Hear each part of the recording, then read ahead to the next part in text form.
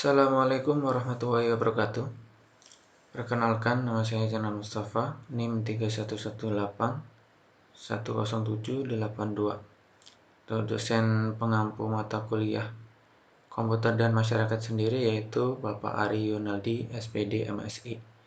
Saya dari program studi Teknik Informatika, Fakultas Teknik, Universitas Pelita Bangsa. Untuk kali ini saya ingin mempresentasikan mengenai komputer dan dunia kesehatan. Dari pembahasan, perkembangan komputer di bidang kedokteran tidak bisa dipungkiri lagi bahwa teknologi informasi dan komunikasi atau TIK akan berperan besar dalam meningkatkan layanan kesehatan warga dunia. Akselerasi pengguna TIK dalam dunia kesehatan semakin meningkat dan mudah dengan adanya partisipasi Google Inc. yang mulai menyediakan layanan medical record service. Proyek percontohan Google itu telah melibatkan puluhan ribu pasien di rumah sakit Cleveland yang dengan sukarela mentransfer rekam medis mereka.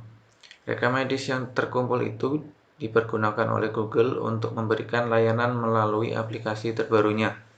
Perlu dicatat bahwa setiap data pasien dalam rekam medis, setiap resep obat, jenis alergi, riwayat kesehatan, dan sebagainya, semuanya itu dilindungi dengan mempergunakan password. Seperti juga yang diisyaratkan dalam layanan Google lainnya. Layanan Google tersebut semakin membuat pengelola rumah sakit ingin segera memakai dan mengintegrasikan sistem informasi dan manajemennya dengan Google demi mewujudkan sistem layanan kesehatan yang lebih efektif dan progresif. Nah, jadi di sini perkembangan komputer di bidang kedokteran atau bidang kesehatan itu sangat berperan penting ya teman-teman. Next, manfaat komputer di bidang kesehatan. 1. Melakukan ronsen terhadap tubuh pasien sehingga dapat diketahui apa penyakit dan penyebabnya. 2. Diagnostik, terapi, dan perawatan, monitoring status pasien. Nah, ini sering dijumpai di rumah kecantikan kayak gitu ya teman-teman. Yang ketiga yaitu administrasi rumah sakit. Nah, digunakan untuk pendaftaran, untuk rekap data, dan lain-lain. Yang keempat, database karyawan rumah sakit.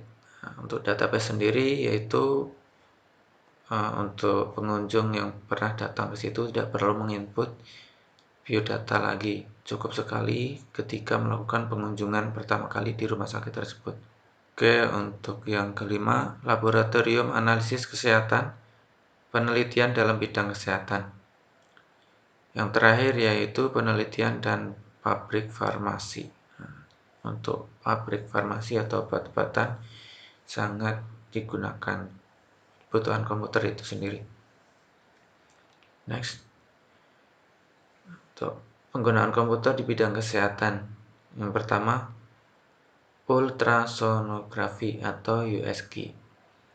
Ultrasonografi atau yang bisa dikenal dengan USG merupakan teknik menampilkan gambar atau citra dari kondisi bagaimana dalam tubuh.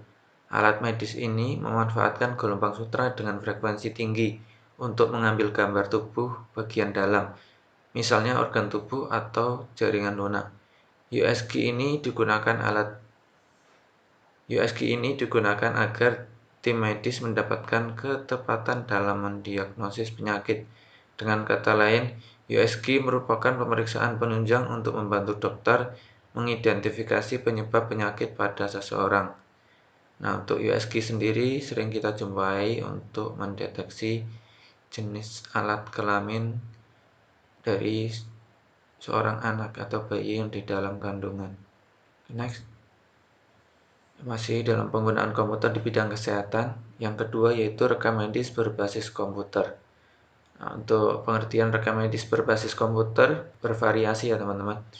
Akan tetapi secara prinsip adalah penggunaan database untuk mencatat semua data medis, demografis, serta setiap event dalam manajemen pasien di rumah sakit.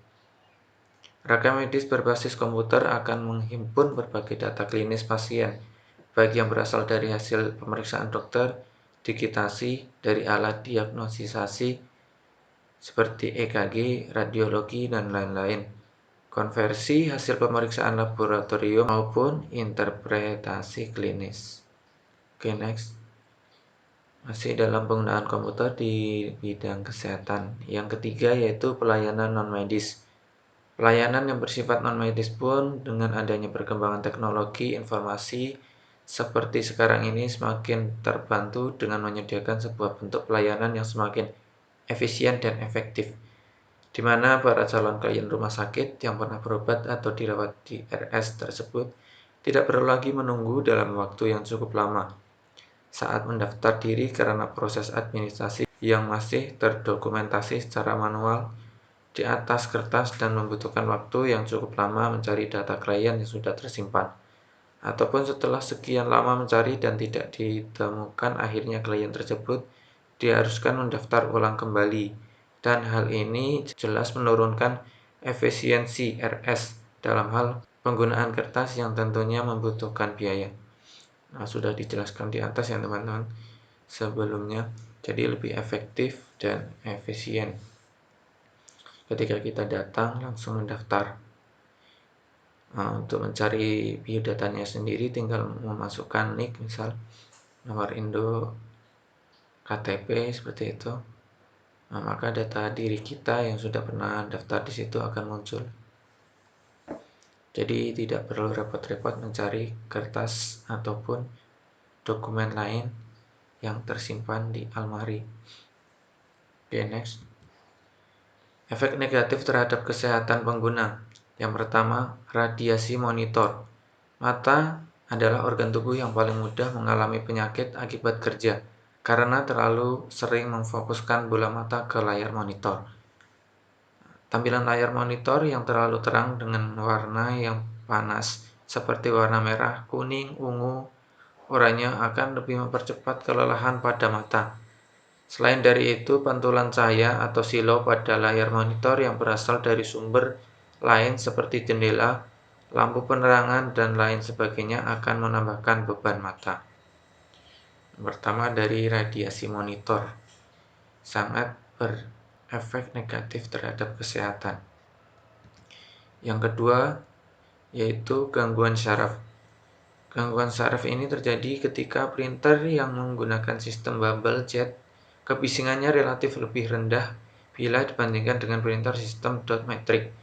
Saat ini printer yang paling rendah kebisingannya adalah sistem laser printer. Kebisingan yang tinggi dapat mempengaruhi saraf manusia dan hal ini dapat berakibat pada kelelahan maupun rasa nyeri. Adapun batas kebisingan yang diizinkan untuk bekerja selama kurang dari 8 jam per hari adalah 80 dB. Oke, next. Efek negatif terhadap kesehatan pengguna yang ketiga yaitu Repetitive Strike Injury atau RSI. RSI merupakan sebuah terminologi yang mengacu pada beberapa variasi keluhan kerangka otot atau muskuloskeletal. Ini menyangkut keluhan yang dikenal dengan sakit urat otot.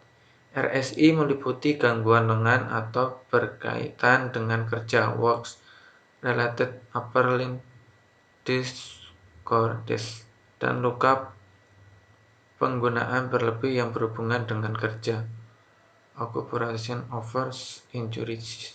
Oke, terima kasih. Mungkin itu saja yang dapat saya sampaikan. Kurang lebihnya mohon maaf. Wabillahi taufiq wal hidayah. Wassalamualaikum warahmatullahi wabarakatuh.